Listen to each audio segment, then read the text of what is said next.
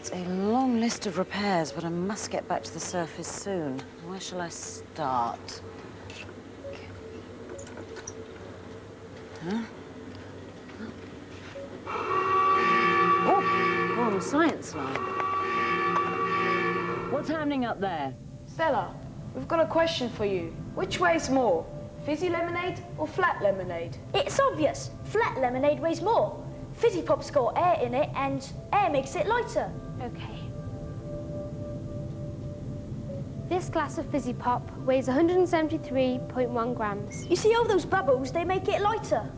Shake it and it'll go flat. Careful, don't spill any. Right, it's nearly flat now. Wait again, it'll be heavier. 172.6 grams. It weighs less now. Stella, why is the Fizzy Pop heavier than the flat pop? Think about it. It's easy to think of gases being totally light, even weightless. But gases have mass, like everything else.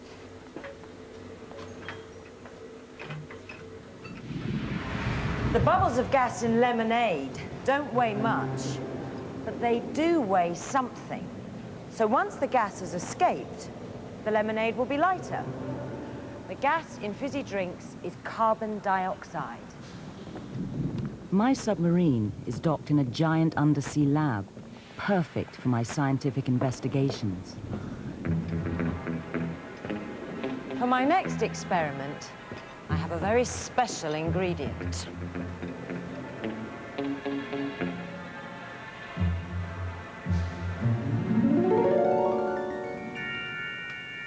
A flask of nothing. But watch this.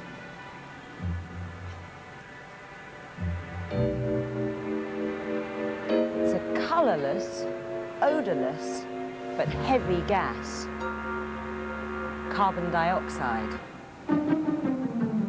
Carbon dioxide gas may be invisible, but look, it casts a shadow.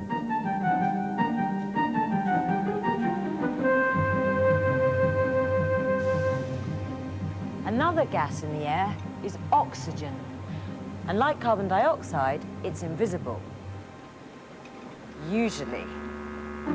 Oxygen gas passes through this tube into a copper pipe. The bucket contains liquid nitrogen at minus 196 degrees Celsius. Very cold indeed. After a few minutes of cooling, look at the end of the pipe. Drops of liquid. It's so cold that the oxygen gas passing through the tube becomes a liquid. It condenses. In this tube, there's a solid, bromine. This is liquid bromine. And now, the tube is filling with brown gas. Bromine again. The same stuff, but in totally different forms. How come? Matter, the stuff that everything's made of, is made up of many tiny particles. The behavior of these particles is what makes a substance a solid, a liquid, or a gas. In a solid, the particles are packed closely together in a rigid structure, vibrating about fixed points, but unable to move around. In a liquid, the particles can move around each other, so the liquid has no fixed shape, but they're still very close together. But in a gas, the particles are spread far apart, moving around rapidly and randomly to fill the entire space. Everything around us can exist in the three states of matter: solid, liquid, and gas. We get used to seeing them in the state we find them normally, at room temperature. But when conditions are more extreme, you can't take anything for granted. Extreme conditions. Sounds like a job for Femi.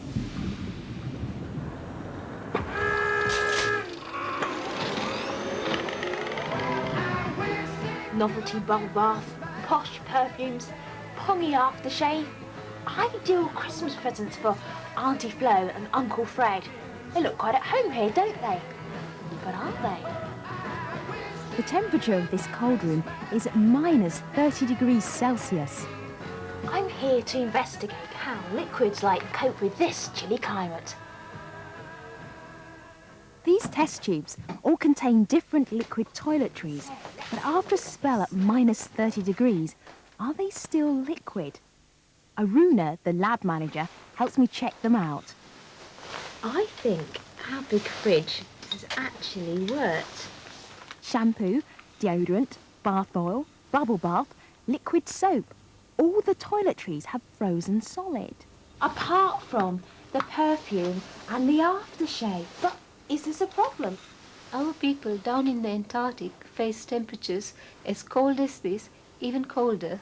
Aruna works for the British Antarctic Survey, whose workers down near the South Pole face temperatures of minus 50 degrees Celsius. So out in the Antarctic, the field workers can't take liquid toiletries like these for granted. They often can't even wash. That is completely disgusting. Mind you, at least they'd have perfume to cover up the smell. But there's some other liquids they just can't do without. These skidoos need liquids for fuel and lubrication. But how does something like engine oil handle the big chill? My standard oil's lined up against Aruna's special Lubricant X. To pass the test, all the oil in the flask has to trickle through the tap into the beaker. On your marks, get set, go! It's neck and neck as both liquids easily flow through the taps. But watch, my standard oil is getting thicker. It's definitely slowing down. Aruna looks pretty confident as her Lubricant X flows freely. Oh no, the standard oil's frozen solid. But Lubricant X is still a runny liquid. As you can see, your conventional oil would be no good at all in Antarctic. It freezes at about minus 15 degrees Celsius. So, Lubricant X is the only one to run the course. This is synthetic oil, and it's been specially made in laboratories and designed to remain liquid at very low temperatures. So, synthetic oil has a much lower freezing point than standard oil. Yes, lower than minus 56 degrees Celsius. Great oil. So isn't it about time they made a deodorant that doesn't freeze?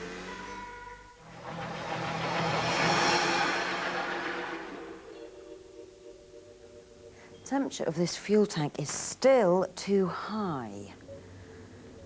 As the temperature rises, solids become liquids. They melt. Even in here, it's warm enough for one particular metal to be a liquid. Mercury in the thermometer, a liquid metal at room temperature. You might think that metals are solids, but of course, like everything else, metals can be liquids and gases too. This coin is made out of the metal gallium. It's a solid at room temperature. But gallium metal melts at 30 degrees. My hand is warm enough to melt it. Look, liquid metal in our hands. I can make a liquid out of a solid too. Liquid ice. Yeah, water. Put it back. Look at these three glasses. Which do you think is the coldest? That one, the one full of ice. Yeah, of course it is. Look. 0, 0,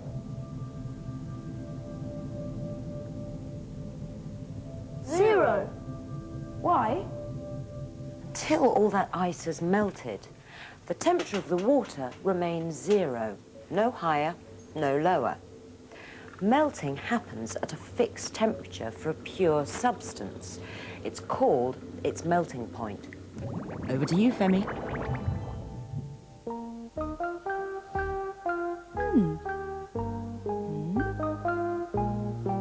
Mind investigation starts here in this enormous antique centre. It's full of lots of interesting bits and pieces. Now, I could rummage around here all day, but Malcolm, the owner, has a job for me. Yes, Femi. Here we have 3 metal objects. Rather charming, actually. I like that one. Each one is made out of a different pure metal. Uh-huh. What I want you to find out for me is which metal each is made out of. OK, well, thanks for the task. All right, let's put them. Every pure metal melts at a specific temperature called its melting point. Chunky science data books like this tell you the melting point of all the different metals. Looks like a great read. Tin, lead, aluminium, copper, iron, and loads of different metals. Could be any of them. But if I can find out the melting point of each of these objects, I'll be there. But where can I go that's hot enough to find out? Phew! I think I found the right place. This is the Rain Foundry in Essex, and melting metals is their business.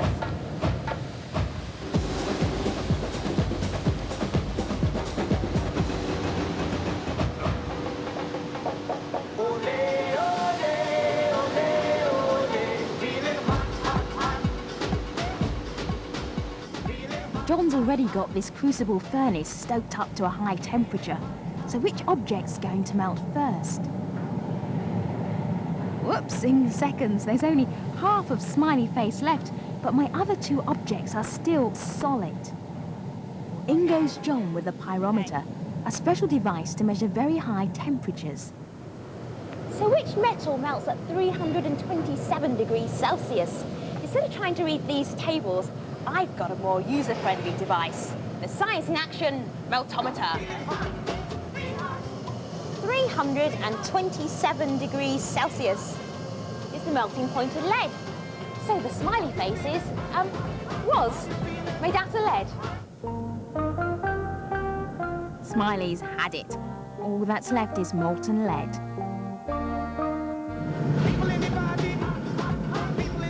It's the pot's turn to melt next, and my turn with the pyrometer. Okay. You have to hold it up here before I put it. All right. Yeah?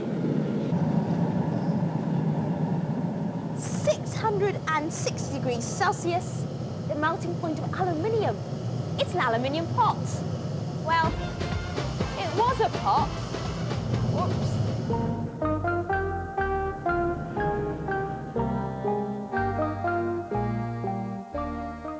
My last object, the lovely owl, is still firmly solid. It's not hot enough to melt him in the ladle. He actually has to go inside the furnace. Goodbye, Al. I'm ever so sorry. As the poor owl gets a roasting, it's back to work at the foundry. The foundry melts metals, then pours the liquids into casts. The metal cools and solidifies again into the shape of the cast. At last, the owl's finally melting. He's history.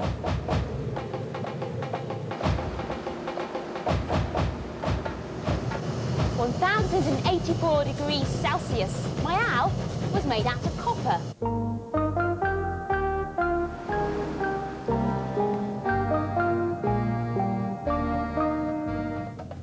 Oh no, what am I going to do with this? I found out the metals, but what am I going to tell Malcolm? Okay, fortunately, John's got an idea to recast the molten metals. Well, there you go. A beautiful set of dinner plates. Look, my owl. My lovely smiley face. Well, how about I throw in the meltometer as well? I don't really want a meltometer.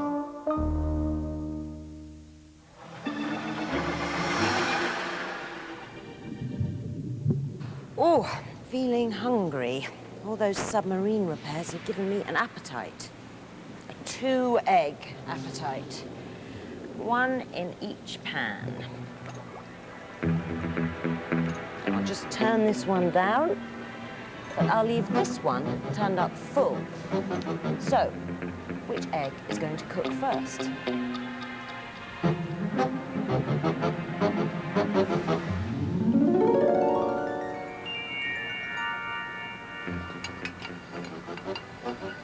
A moment of truth.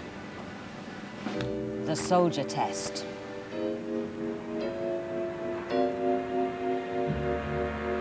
Exactly the same. Like melting, boiling occurs at a fixed temperature for a pure substance. So as long as it's pure, boiling water can't get any hotter than 100 degrees, no matter how much you heat it. Meanwhile, Femi's on her way to investigate another process. Evaporation.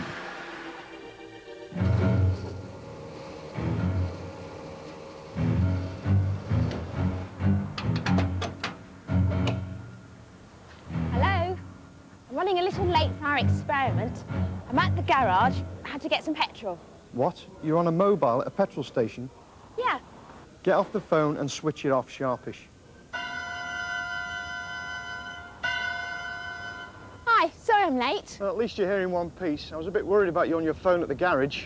Why? Well, you should never use a mobile phone, light a match, smoke, or do anything else that could cause a spark at a petrol station. See, petrol's very dangerous, and a spark from any of these things could cause an explosion. Richard's lined up a demonstration to show how dangerous petrol can be. He's pouring petrol onto the fire.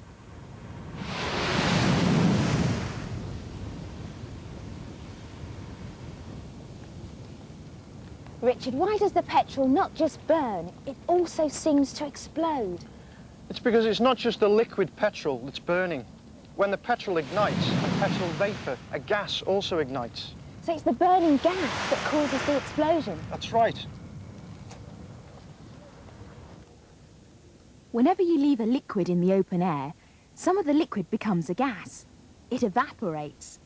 Unlike boiling, evaporation happens at any temperature. Petrol evaporates very readily and is highly flammable. An explosive combination. How do firefighters tackle such fires? One of the things we can do is actually cover the leak with a foam blanket. This prevents the vapors from escaping into the air. So when there's no surface area of the liquid exposed to the air, there's no evaporation. That's right.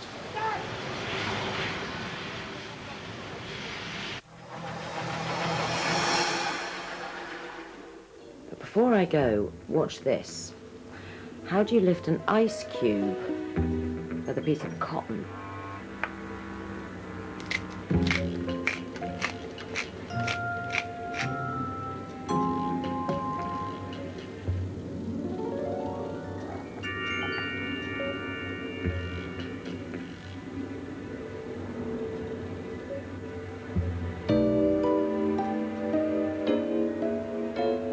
What? Did she sprinkle on it?